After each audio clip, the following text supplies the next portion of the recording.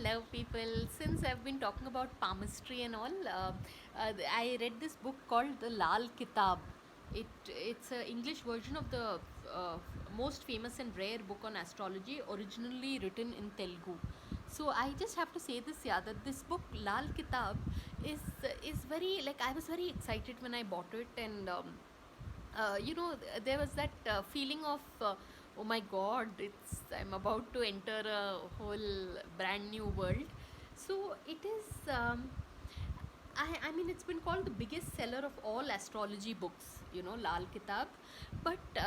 I'll be honest, it's the sort of book that you need to already have an orientation towards all things esoteric, like the planets and the uh, you know astrology, basically numerology and all, because this is not the sort of book that you can read at the beginner level, when in fact beginner level is something that to be able to really understand astrology, one has to pretty much uh,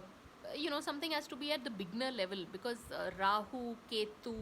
all these different planets and the planetary movements and all, many of us probably won't be it's a lot of